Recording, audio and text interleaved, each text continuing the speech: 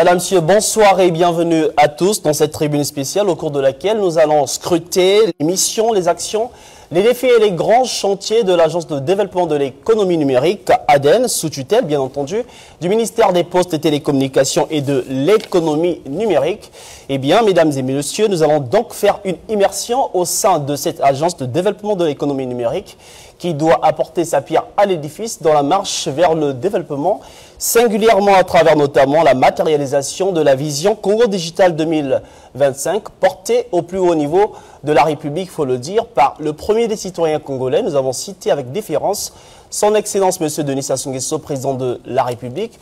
Eh bien, dans l'animation de cette tribune, je ne suis pas seul. Il y a à mes côtés Romik Okilas. Bonsoir Romik. Bonsoir Déhi. Alors, vous êtes journaliste, présentateur et animateur de l'émission Mag Le Bazar à Dire TV. Ce sera donc avec vous pour une quarantaine de minutes avec le DG de l'ADN. Avec plaisir en tout cas pour creuser le fond de cette politico-initiative. Alors, Romik Okilas, nous allons découvrir le profil de notre invité, mais ce sera tout juste après.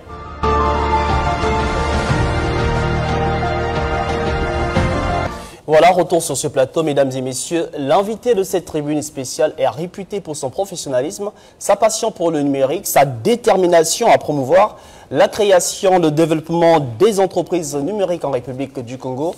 Nous accueillons, mesdames et messieurs, dans cette tribune spéciale, M. Alex Ngouloubi, directeur général de l'Agence de développement de l'économie numérique. Monsieur le DG, bonsoir et bienvenue sur ce plateau. Merci, bonsoir monsieur le journaliste, bonsoir monsieur le journaliste. Merci. Merci.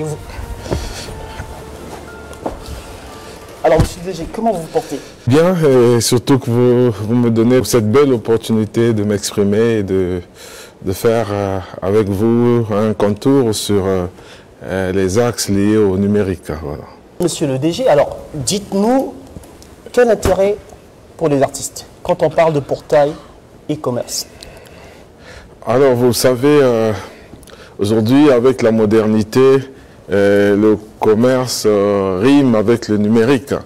À l'époque, les ventes se faisaient directement dans les offices, mais aujourd'hui avec l'ajout des fonctionnalités numériques, nous pouvons avoir un portail virtuel qu'on appelle e-commerce et vendre ces articles.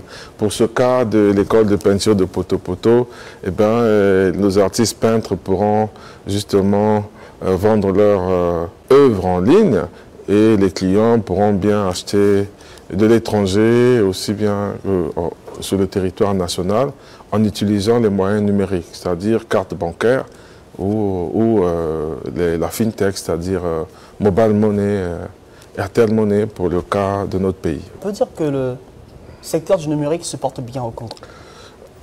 Oui, il se porte bien.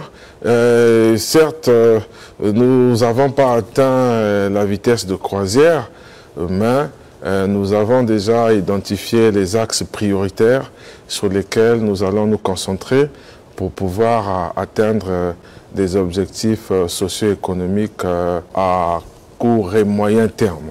Et nous pouvons, entre autres, citer les secteurs importants comme le secteur des transactions électroniques, le secteur des finances, le secteur des transports, le secteur de l'industrie et même de l'éducation. Alors si nous arrivons à mettre l'accent pour digitaliser ces secteurs prioritaires, et les effets escomptés seront atteints assez rapidement. Mais bon, nous avons des atouts pour cela. Et c'est justement à juste titre que le gouvernement de la République avait érigé le numérique en priorité dans le programme national de développement 2022-2026. Le numérique est le 5e pilier. Et donc, il y a un certain nombre de projets déjà identifiés qui seront mis en œuvre au fur et à mesure. Alors le numérique en bonne place, vous le dites, dans le PND 2022-2026. Romik Okilas, on va faire une immersion dans les missions de l'ADEN. Naturellement, les missions de l'ADEN, effectivement, un secteur une initiative qui intéresse bien les Congolais à une époque où la technologie est au centre de la vie. Et le Congo, même le gouvernement congolais, d'ailleurs la vision du chef de l'État, le Congo compte beaucoup sur cette initiative. Vous venez de le démontrer avec la sortie e-commerce. Vous avez intéressé les artistes. J'ai envie de vous demander quelles sont les prérogatives. Aujourd'hui, avez vu les objectifs de développement durable. Vous savez, à l'époque, quand on a évalué les indices de développement des pays, on n'incluait pas le secteur numérique. Mais aujourd'hui, c'est chose faite. Et alors, le gouvernement de la République avait vu bon de pouvoir créer l'Agence de développement de l'économie numérique à travers la loi 69-2022 du 16 août 2022 et portant création de l'Agence de développement de l'économie numérique. C'est justement l'organe de l'État qui est chargé de la mise en œuvre de la politique de l'État en matière du numérique. Et nous assurons aussi par délégation, dans les limites de nos compétences, la maîtrise d'ouvrage déléguée de tous les projets publics de l'État. Et toujours par délégation, nous avons les pouvoirs d'émettre les avis sur l'attribution du label Start-up. Nous assurons la gestion technique du portail web officiel du gouvernement et également celle liée à l'identité numérique nationale, ce qu'on appelle couramment le domaine .cg. Nous avons le pouvoir donc de contribuer aussi à la recherche des financements pour justement mettre en œuvre les projets structurants numériques dans notre pays. Et notre domaine étant transversal, donc nous travaillons activement aux côtés des différents ministères pour l'aménagement numérique de notre pays. Alors vous parliez des startups, dites-nous qu'est-ce que vous faites pour accompagner ces startups? Le dispositif législatif et réglementaire dans notre pays est assez dense. Nous avons une loi qu'on appelle la loi portant attribution du label Start-up du numérique et de l'innovation technologique. C'est la loi 71-2022 du 16 août 2022. Alors cette loi fixe le cadre de gestion des start-up dans notre pays. Le directeur général de l'Agence de développement de l'économie numérique assure la présidence de la commission de labellisation. Et les textes d'application liés à cette loi sont en attente d'approbation, mais nous sommes optimistes que incessamment nous les aurons et pourrons déjà nous mettre activement sur le terrain pour accompagner ces startups-là. Alors, monsieur le DG, quand on parle de start-up au Congo, on a l'impression que ça sème la confusion dans l'esprit. Qui est start-up et qui ne l'est pas? Bon, la dimension start-up est liée intimement au numérique. Les startups sont ces jeunes structures qui utilisent les technologies innovantes et émergentes pour assurer leur croissance. Et donc, ne peut pas être appelée start-up une entreprise qui n'utilise pas le numérique. Et cette catégorie est une catégorie particulière, très importante. C'est pour cela justement que le gouvernement de la République avait trouvé nécessaire de pouvoir proposer cette loi. Vous savez, sous d'autres cieux, on parle de la Silicon Valley, de tout ça. Toutes ces big data, comme on dit, avaient été au départ, les OTT, ils étaient des start-up à l'époque. Et donc, c'est des structures très spécialisées qui utilisent la dimension technologique et numérique. Et ces structures peuvent apporter la plus-value et contribuer significativement à la croissance économique de notre pays. Oui, dans le même sens, parlant start-up, effectivement, c'est un langage qui n'est plus nouveau au Congo, c'est tout le monde qui s'intéresse, surtout la jeunesse qui se cherche. Alors aujourd'hui, nous avons, comme qui dirait vulgairement, les start-upers. Comment un jeune qui a une telle initiative, qui est capté à cette initiative, peut faire pour se rapprocher de vos structures pour certains accompagnements? Est-ce que vous accompagnez réellement et comment? Alors, nous avons des canaux de communication digitale et donc les start-upers peuvent nous contacter à travers nos réseaux sociaux et aussi présenter à notre agence, dont le siège est situé au 123 boulevard Denis Sassou Nguesso, au centre-ville de Brazzaville, bien sûr. Vous apportez quelle forme d'accompagnement? Financier, matériel, logistique? Il y a plusieurs types et il y a un grand axe autour de de la formation, parce que la dimension formation n'est pas à négliger. Ces startups, en général, sont tenues par des jeunes, les jeunes qui sont dynamiques, qui ont les idées, qui peuvent même concevoir dans leur maison, dans leur chambre, mais après, au-delà de l'ingéniosité, il faut leur donner aussi les capacités d'être entrepreneurs, de pouvoir gérer leur structure, de faire la comptabilité, de faire du management. Et nous avons établi des partenariats avec des structures de la place et des incubateurs, et nous finançons justement la formation des startups à travers ces canaux-là. Qui suit, c'est la dimension financière, elle est souvent évoquée par ces jeunes qui nous approchent. Absolument. Et nous avons la possibilité d'assurer des garanties auprès des établissements bancaires pour que ces jeunes puissent avoir des moyens financiers pour lancer leurs projets. Voilà. Alors, vous parliez du lancement des projets, justement, dites-nous quelles sont les actions que vous réalisez sur le terrain, au niveau de l'ADEN. L'Agence de développement de l'économie numérique travaille d'arrache-pied dans les limites de ses prérogatives pour justement impulser l'écosystème digital dans notre pays.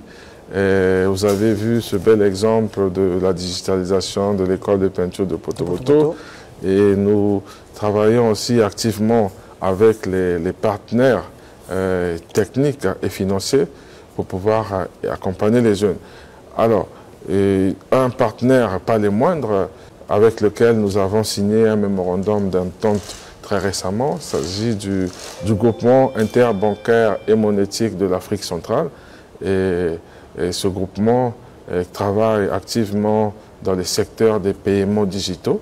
Nous avons bon nombre de nos jeunes qui ont des applications, qui développent des applications sur ce secteur, et nous allons intégrer avec le concours de l'Agence de développement de l'économie numérique les plateformes de ces jeunes à travers GIMAC Pay, pour permettre à ces jeunes justement de pouvoir monétiser leur création en utilisant les capacités de GIMAC. GIMAC, je vous rappelle, est une filiale de la Banque des États de l'Afrique centrale. Et donc, à travers ces canaux, les jeunes pourront vendre pas seulement de la sous-région, mais au-delà également. Alors, monsieur le DG, nous savons que numérique et développement font bon ménage. Qu'est-ce que vous faites au niveau de votre agence pour justement donner une impulsion outre ce que vous avez dit, au niveau à la fois national, mais aussi sur le continent, par exemple? Au niveau des startups, je prends cette catégorie très importante, et nous les accompagnons au niveau national, mais aussi nous sommes en train de travailler pour leur compétitivité au niveau continental. Vous êtes sans ignorer que dans les années à venir, nous aurons l'arrivée de la ZLECAf, la zone de libre-échange continentale, et pour que nos entreprises soient compétitives, nous devons justement les préparer à cela. Notre État adhère à une initiative issue de l'Union africaine. Nous allons bénéficier même de l'accompagnement de Smart Africa pour pouvoir pousser nos zones à compétir aussi à l'international et à promouvoir leurs produits. Nous allons amener des jeunes à participer à des salons internationaux pour que leurs produits puissent aussi exposer et pitcher là-bas pour leurs produits. Mais c'est un défi, je trouve que c'est un défi que vous vous lancez à vous-même, ce qui n'est pas facile, au regard de cette nouveauté et puis les moyens d'action. Est-ce que vous êtes confronté parfois à certaines difficultés pour accompagner ces jeunes ou bien ces startups? Oui, la première difficulté, c'est au niveau de... je parlais des textes d'application qui vont arriver incessamment. Et pour ce qui concerne les startups, la loi des startups, et ce cadre applicatif nous permettra de parachever les dispositions sur le terrain pour l'accompagnement de ces startups. Est-ce que les jeunes ici donnent, les jeunes Congolais ici donnent pleinement avec un bon rêve pour accompagner, n'est-ce pas, l'économie du pays dans le sens? Vous les sentez vraiment? Oui, bien sûr, bien sûr.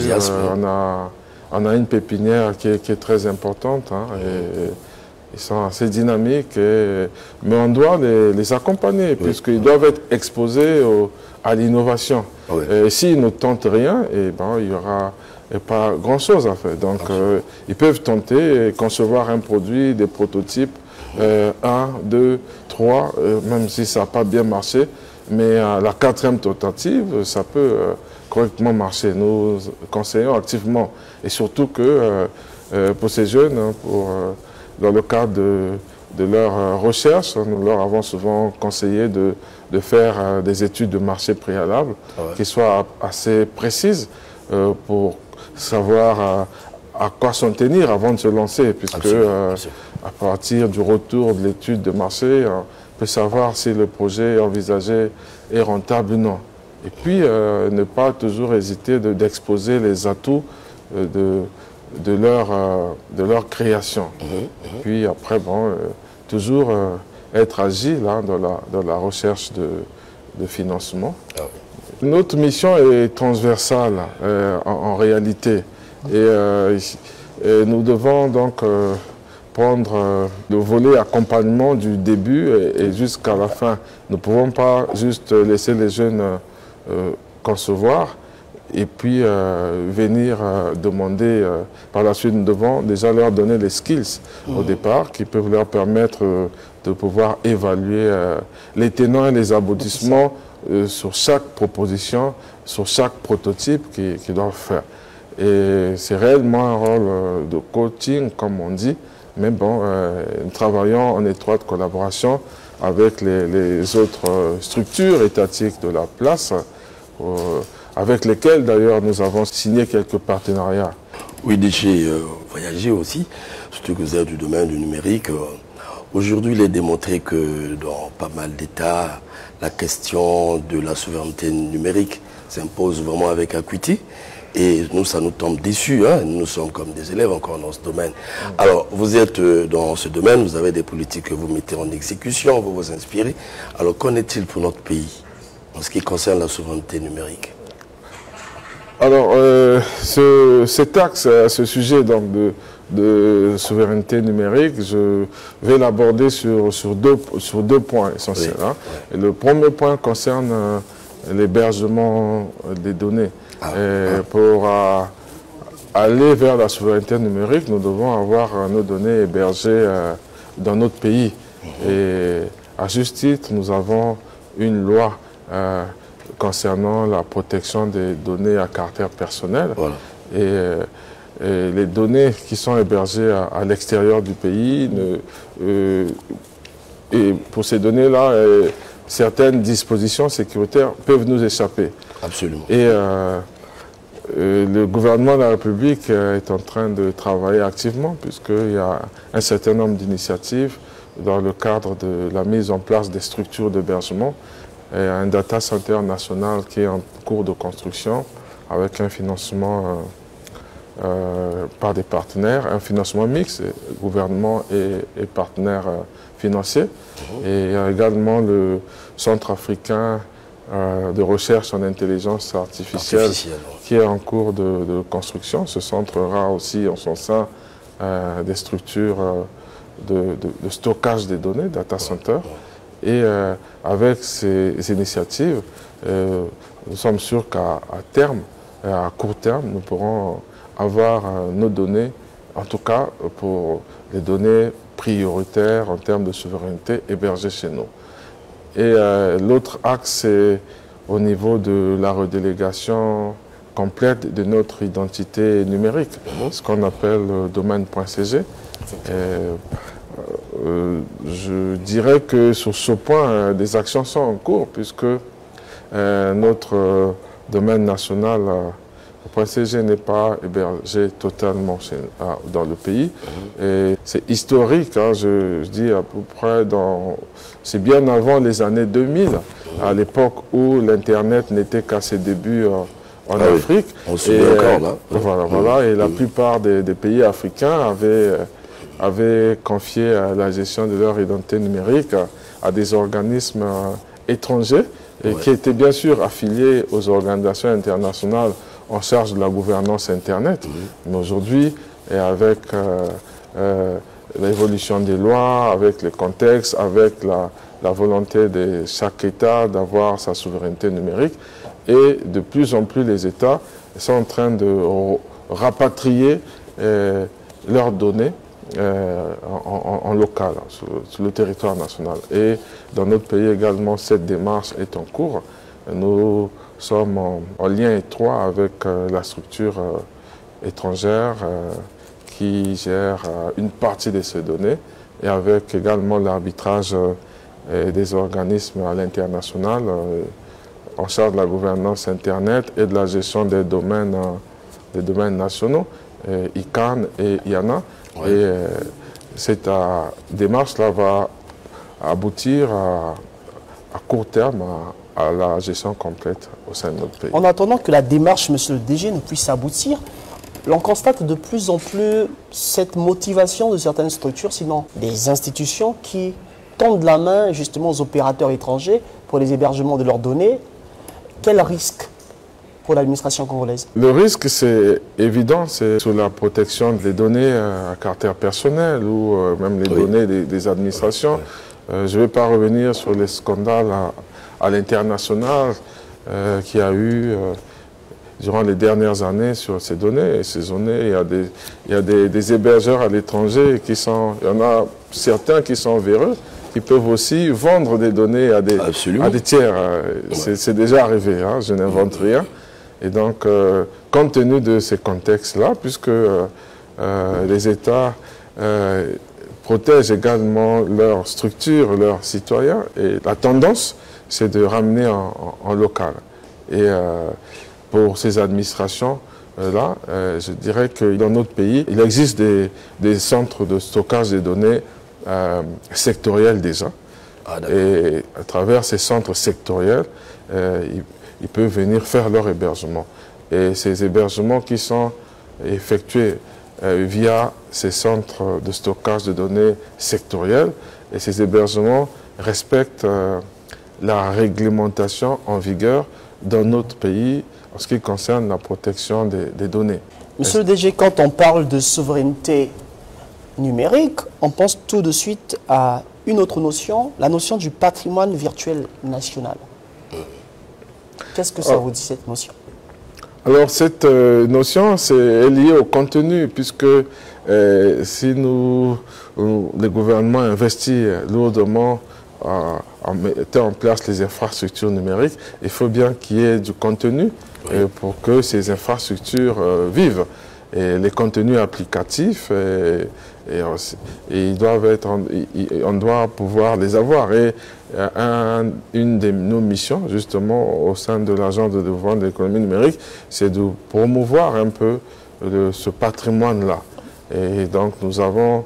Promouvoir et sécuriser, bien sûr. Et sécuriser aussi, puisque nous allons identifier, c'est en cours, les structures, les start-up qui sont les plus importants en termes de vocation à faire du contenu, et nous allons justement accompagner. Premier Kokilas, on parle aussi d'inclusion numérique. Oui. Alors, monsieur le DG, quand on parle d'inclusion numérique, à votre niveau, comment vous vous y prenez?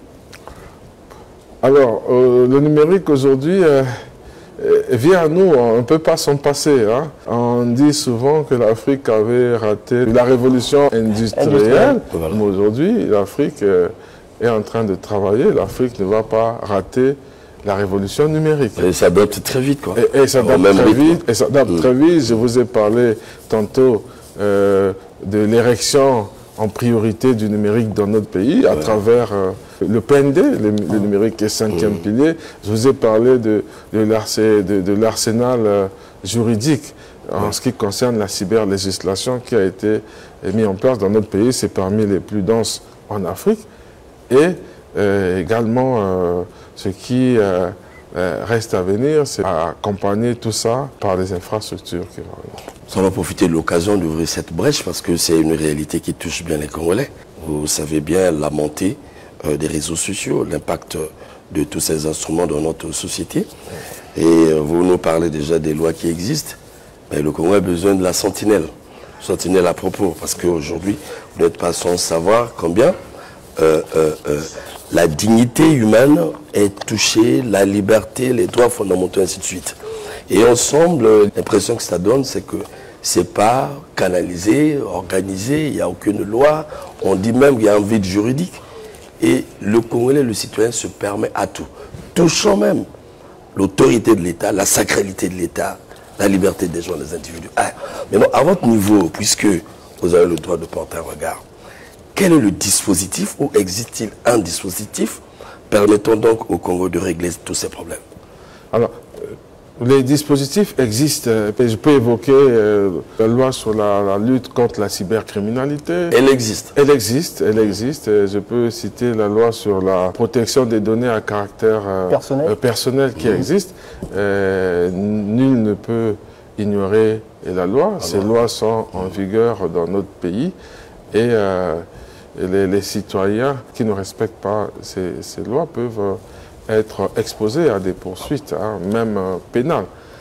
Voilà. Et donc, dans notre rôle, comme il s'agit là du numérique, du cyberespace, dans notre rôle, nous avons prévu de communiquer activement sur ces dispositions-là.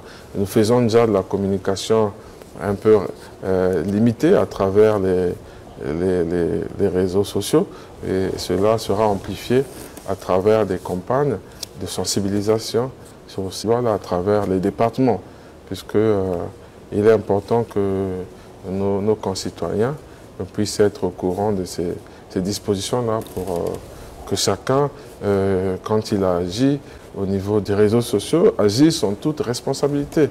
Et les réseaux sociaux, ça permet de communiquer et tout ça, mais il y a des règles à respecter. Monsieur le DG, on sait que la loi, elle existe, promulguée en 2019 par le président de la République, avec la bonne volonté justement d'encadrer le secteur. Exact. Mais quel regard portez-vous sur ces Congolais-là qui s'invitent naturellement sur les réseaux sociaux pour quelques bavures, mettent à la fois en péril la sécurité de l'État, la sécurisation des données personnelles? J'inviterai justement ces compatriotes-là à avoir le sens de responsabilité au moment d'interagir sur les réseaux sociaux. Et les lois existent, les lois s'appliquent à nous, et donc nous devons justement les intégrer. Et ça va également avec la culture numérique, puisque le numérique est arrivé dans notre vie, et quelquefois on pense qu'on peut tout faire. Et nous allons, nous, en ce qui nous concerne, jouer activement notre rôle à travers justement des campagnes sur l'usage du numérique, et même sur l'hygiène du numérique, justement pour protéger aussi nos concitoyens qui vont utiliser le numérique. Parce que quand on utilise le numérique, on peut s'exposer aux attaques, aux cyberattaques et tout ça, aux arnaques de toutes sortes. Et il faut les sensibiliser sur les comportements à avoir, et ne pas cliquer, ouvrir sur n'importe quelle pièce. Parce que... Et surtout ne pas partager aussi. Voilà, ne pas partager. Il y a le fait aussi qu'il y ait des fake news, par exemple. Quand on fait le relais d'une information, après il y a distorsion. Et justement, quand on fait le relais d'une information qui n'est pas exacte, il y a distorsion, et non, on est responsable à peu près au même titre que l'entité, la personne qui a émis le fake news en question. Alors, on comprend très bien, monsieur le DG Alex Ngouloubi, que vous ne voulez pas faire le médecin après la mort, en prenant la pédagogie. Mais quand vous jouez le rôle de pédagogue, quand vous n'êtes pas entendu, qui après doit prendre le relais pour sanctionner?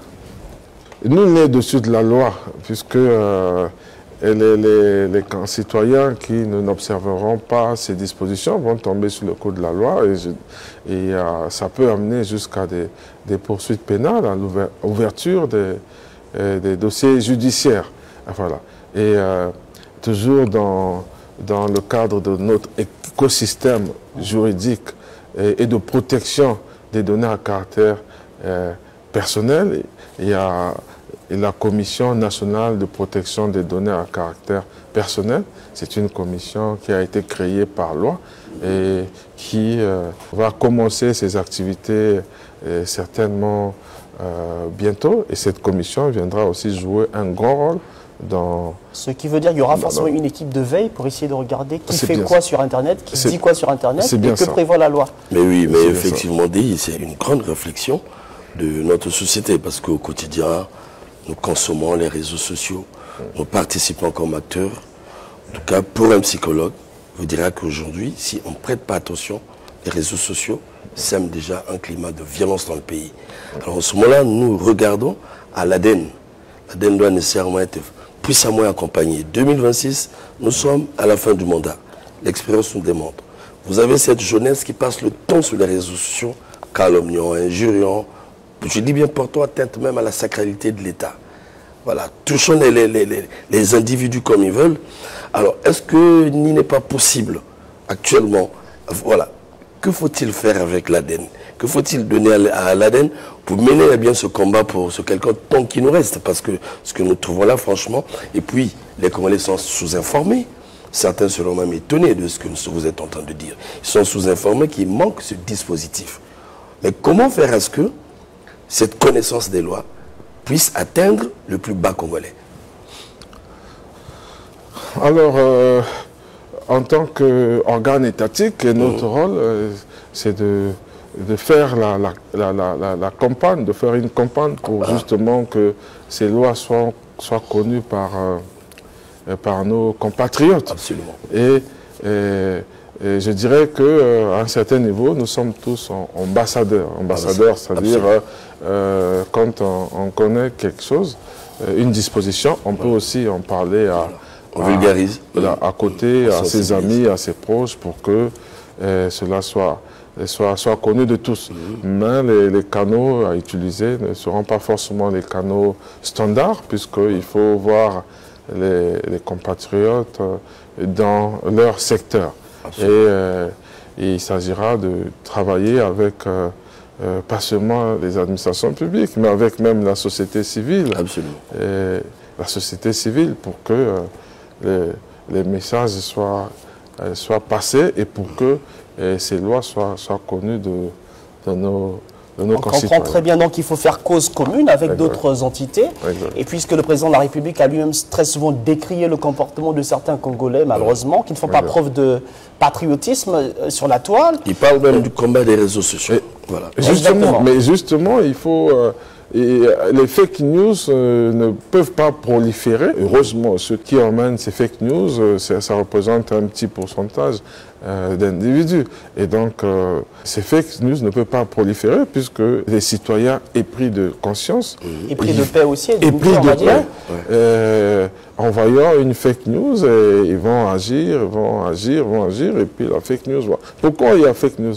Mais parce qu'un citoyen émet une fausse information, et puis les autres citoyens la partagent simplement de façon passive, sans même vérifier l'authenticité de l'information. Mais si on ne la partage pas déjà, on ne contribue pas à la prolifération de la fake news. Mais si on intervient sur les réseaux sociaux à chaque fois qu'on vient une fake news pour dire que voilà, c'est faux, on a vérifié, c'est pas ça, et la fake news ne pourra pas proliférer. Donc il faut apporter des démentis pour justement freiner le train des fake news sur la toile. Monsieur le DG, nous allons poursuivre avec la vision Congo Digital, mais ce sera après avoir suivi cet élément. La deuxième conférence des agents du numérique d'Afrique centrale en marge du Salon Oziane répond aux objectifs communs d'intégration régionale dans le domaine du numérique, d'harmonisation des politiques et services publics numérisés.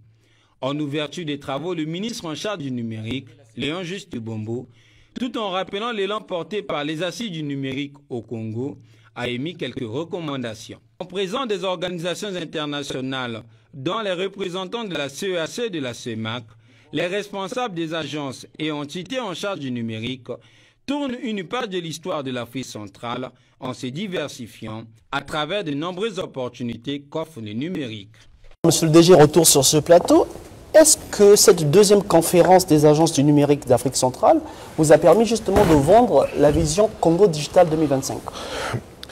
Bien effectivement, cela a été le cas puisque nous avons il fait une présentation sur la vision stratégique de notre pays en ce qui concerne le numérique.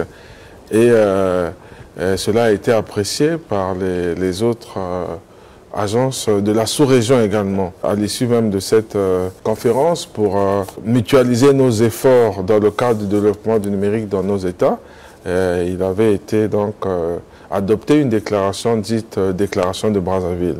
Je vous rappelle que c'est la deuxième année consécutive que l'Agence de développement de l'économie numérique organise cette conférence des agences de l'Afrique centrale en charge du numérique.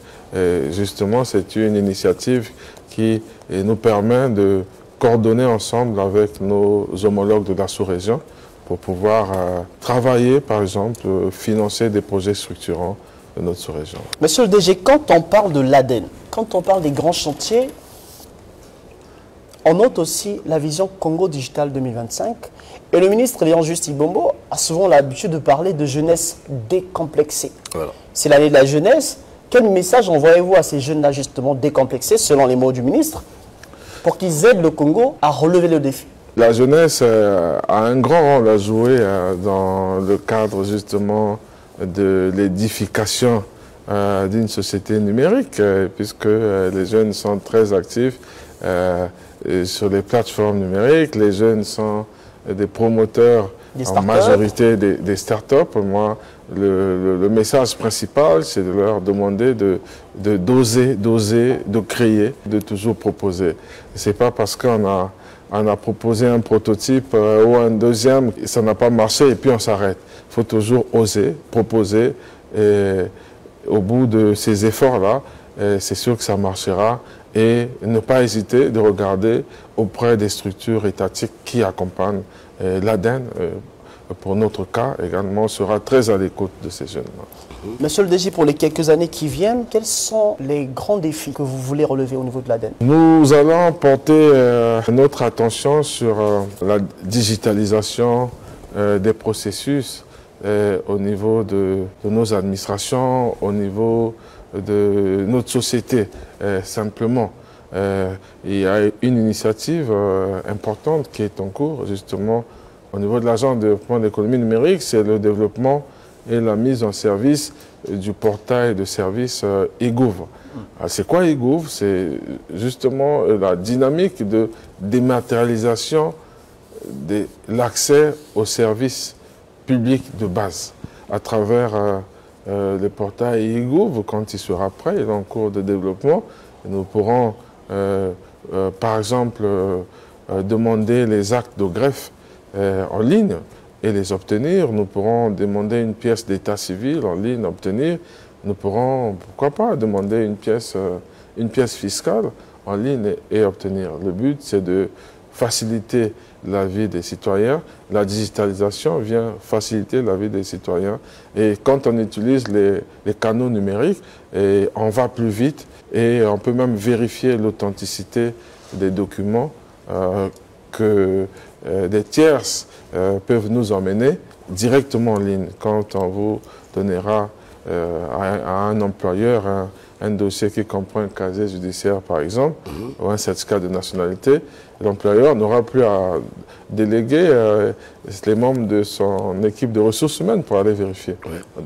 À terme, en ligne, on pourra justement vérifier parce que le numéro qui est apposé sur chaque document, c'est un numéro qui est... Ça veut dire que le Congolais qui se trouve, par exemple, du côté d'un Fondo, n'est plus obligé de venir à Brazzaville voilà. Pour solliciter l'établissement de telle ou de telle autre pièce d'identité. Ah, c'est bien ça. C'est bien ça.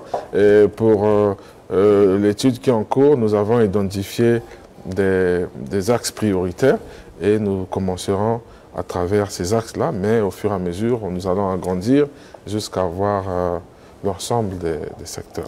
Monsieur le DG, vous parlez là des réformes, sinon de la série de réformes qui intègrent la marche du Congo vers le développement. Quelles sont les solutions que les startups qui viennent vous contacter apporteront à ces réformes-là, sinon proposeront? La panoplie, elle est grande. Vous savez, les startups aujourd'hui n'emmènent pas que des produits commerciaux pour le grand public, mais les startups peuvent amener des applications, des logiciels qui pourront être utilisés dans nos structures pour pouvoir aller justement dans le cadre de cette dématérialisation.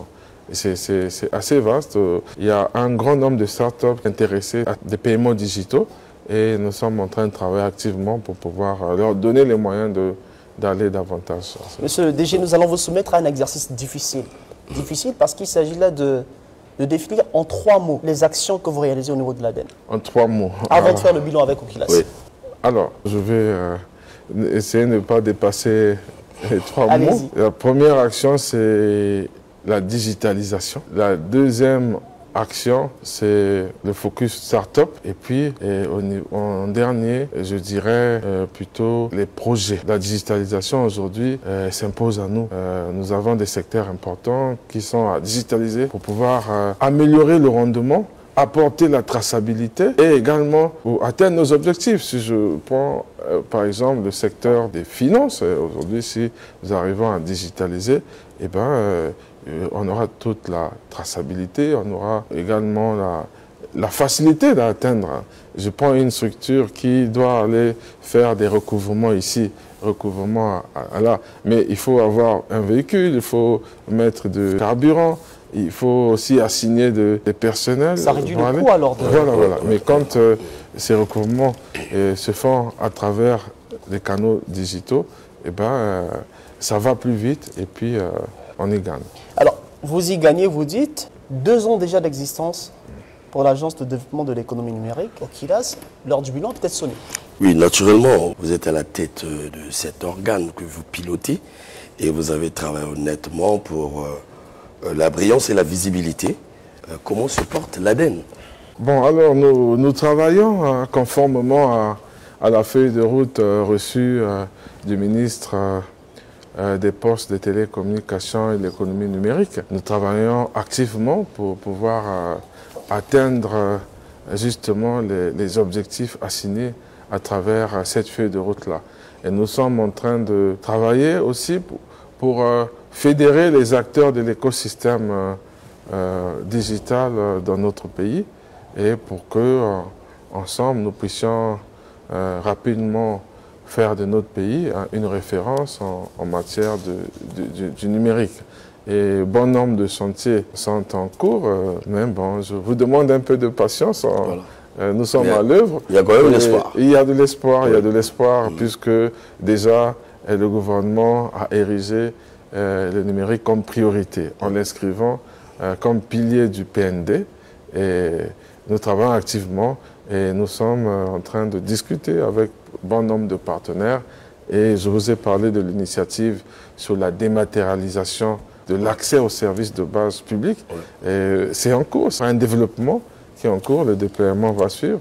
Et très bientôt, la vie du Congolais va s'améliorer à travers le digital. Déjà, vous le remarquez vous-même, il y a une vingtaine d'années, on n'avait pas de fintech dans notre pays. Bon, aujourd'hui, vous avez Mobile Money, Airtel Money, et tout ça, c'est les paiements digitaux, mais ça permet d'aller vite. Ça s'impose à nous aujourd'hui, ça s'invite même dans nos ménages en fait.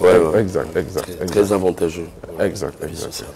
Alors monsieur le DG, avant de refermer cette tribune spéciale, nombreux sont ces Congolais qui pensent que vous avez mention très bien jusqu'ici, sans langue de bois. Regardez la caméra et dites-leur ce que vous pensez. Déjà, je leur dirais merci de cette attention. Mais bon, je pense que modestement, nous pensons que nous allons encore beaucoup travailler pour pouvoir emmener notre pays vers l'émergence en ce qui concerne le numérique. Et d'ailleurs, je ne peux pas évoquer cette émergence numérique sans m'en référer à la vision de son Excellence, Monsieur le Président de la République, chef de l'État, Monsieur Denis Sassou Nguesso. Sa vision est d'arrimer le Congo au développement de l'économie numérique. Donc nous sommes à l'œuvre, nous respectons au détail cette vision-là et nous allons travailler pour que notre pays, le Congo, soit une référence en matière du numérique en Afrique et aussi au-delà en international. À l'œuvre sur tous les fronts, comme le ministre Léon Jussi-Bombo, qui ne cesse d'appeler les jeunes à s'impliquer davantage pour qu'enfin vienne à aboutir la vision Congo Digital 2025. Oui, effectivement. La vision Congo Digital 2025 est importante, très importante. D'ailleurs, plusieurs fois au cours de mes entretiens avec le ministre des Postes, des Télécommunications et de l'Économie numérique. Il est revenu sur ça et nous avons un grand focus et bon nombre de projets inscrits à travers cette vision et sont déjà mis en œuvre. Nous avons parlé des data centers, nous avons parlé du Centre africain pour la recherche en intelligence artificielle, nous avons parlé du portail de services qui sera déployé, et puisque l'étude est en cours, et nous sommes sûrs que, avec beaucoup de volonté, nous allons y arriver. Et surtout que le gouvernement nous accompagne déjà. Je parle du secteur du numérique en termes de priorité. Mesdames et messieurs, merci. Nous avons reçu dans cette tribune spéciale Monsieur Alex Ngouloubi. Il est directeur général de l'Agence de développement de l'économie numérique. Avec lui, nous avons scruté les missions, les actions, les défis et les grands chantiers de cette agence qui, il faut le rappeler, doit contribuer à la marche du Congo vers le développement, notamment à travers la matérialisation de la vision Congo Digital 2025. Merci d'avoir suivi cette tribune spéciale. Au revoir et au prochain numéro.